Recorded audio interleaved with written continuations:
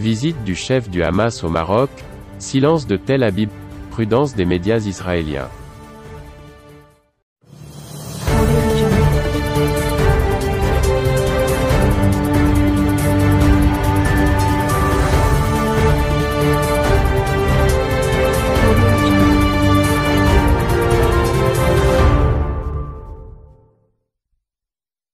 Face à l'absence de réaction du nouveau gouvernement israélien, les médias se sont chargés de commenter la visite et l'accueil accordé par les responsables marocains à Ismaël Haniyeh, chef du bureau politique du mouvement Hamas. En Israël, la visite au Maroc d'Ismaël Haniyeh, chef du bureau politique du mouvement Hamas, n'est évidemment pas passée inaperçue. Face au silence officiel de l'État hébreu, les médias israéliens se sont emparés du sujet. Le chef du bureau politique du Hamas est arrivé mercredi au Maroc pour une visite de 4 jours. Après avoir rencontré des responsables politiques de plusieurs partis, dont le PJD, l'Istiklal et le PAM, Ismaël Haniyeh s'est réuni avec les présidents des 2 chambres du Parlement et doit rencontrer d'autres responsables marocains. Hier, le roi Mohamed VI a même offert un dîner en l'honneur d'Ismaël Haniyeh et de la délégation palestinienne qui l'accompagne. Un agenda que des médias israéliens ont préféré minimiser. Ainsi, la chaîne israélienne I24 News a insisté sur le fait que le déplacement du leader du Hamas au Maroc fait suite à une invitation partisane qui n'a rien à voir avec le ministère des Affaires étrangères du Royaume.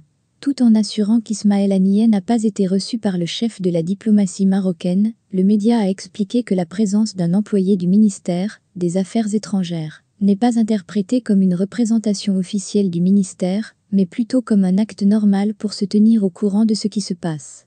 Plus factuel, le journal Haaretz a expliqué que le Maroc considère cette visite comme un moyen d'équilibrer ses relations avec Israël et les Palestiniens et de démontrer que malgré les relations amicales avec Israël, Rabat soutient toujours les aspirations des Palestiniens à l'indépendance. Le même journal a ajouté qu'avec les élections législatives de septembre qui approchent, les partis politiques marocains cherchent également à montrer leur soutien aux droits des Palestiniens après les manifestations du mois dernier contre les relations avec Israël. Un silence officiel à Tel Aviv. Après que le Hamas ait vivement critiqué le Maroc pour son accord avec les États-Unis et Israël, la visite de Haniyeh vient faire pression pour un soutien plus large après le conflit à Gaza le mois dernier, poursuit le média, en notant que le chef du gouvernement marocain et secrétaire général du PJD a assuré devant Haniyeh que la consécration de la marocanité du Sahara ne se fera pas au détriment de la cause palestinienne. De son côté, Times of Israel a mis en lien la visite du chef du mouvement Hamas au Maroc aux félicitations du roi Mohamed VI au nouveau premier ministre israélien Naftali Bennett, une preuve selon le journal, de la volonté de Rabat de maintenir ses relations avec les 2 parties.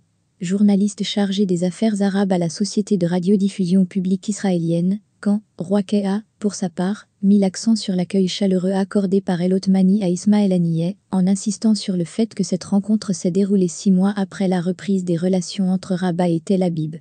Toutefois, sur le plan officiel, le nouveau gouvernement reste silencieux sur cette visite. Même son de cloche au bureau de liaison israélien à Rabat, le prolixe diplomate en chef et chargé d'affaires n'a pas encore réagi à ce déplacement et à l'accueil accordé à Haniyeh. David Govrin n'avait pourtant pas hésité à commenter les félicitations adressées par Saad-Eddin El Othmani au leader du Hamas suite à la victoire à Gaza.